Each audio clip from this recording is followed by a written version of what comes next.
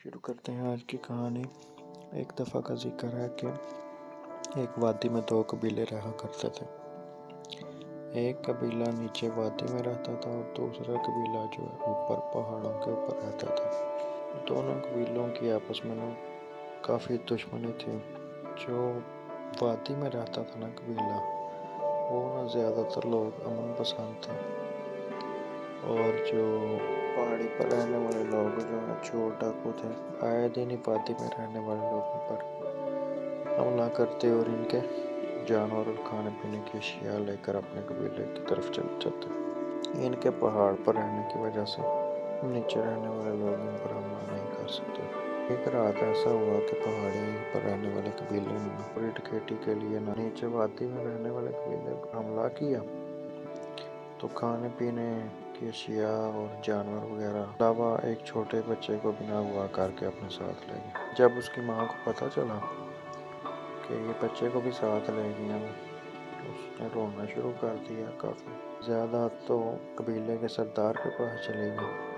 سردار نے فیصلہ کیا کہ جو ہمارے قبیلے میں نوجوان طاقتور، تو ان کی ایک ٹیم بناتے ہیں اور ٹیم بنا کر ان پر حملہ کر دیتے ہیں اور حملہ کر کے بچے کو واپس لے کے آتے ہیں۔ تو ایسا ہی ہوا کہ انہوں نے ایک نوجوان کی ٹیم تشکیل کی اور انہوں نے حملہ کر دیا پہاڑی پر۔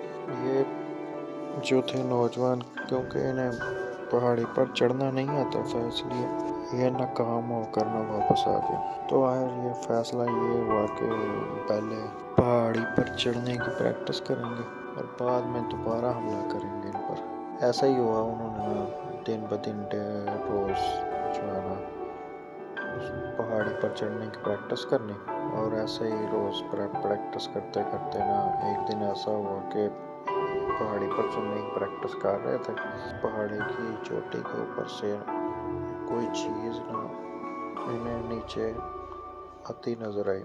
یہ ڈر کے اور چٹانوں کے بیچ میں چھپ گئے۔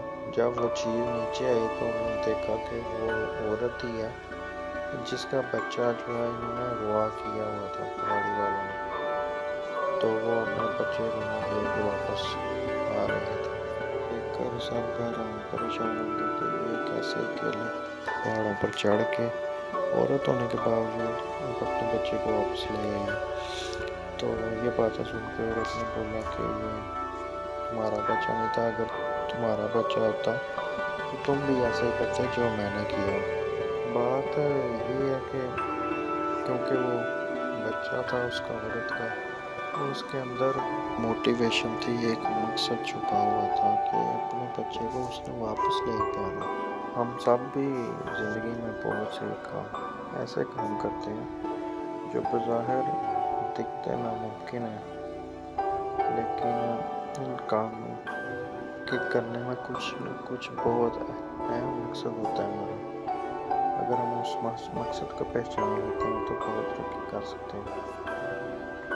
ضروری نہیں ہے کہ جب بھی ہمیں ہمت آئے تو کوئی باہر سے آ کے ہمیں موٹیویٹ کرے، اور نہ ہی آج کے اس دور میں یہ ممکن ہے کہ کوئی ہم کو باہر سے موٹیویٹ کرے گا۔ اس لیے کہ ہم سب کو اپنے اندر جو موٹیویشن چھپی ہے، جو مقصد ہے اسے تلاش کرنا چاہیے اور محنت اور جدوجہد کرنی چاہیے تاکہ ہم بھی اپنے مقصد میں کامیاب ہو سکیں۔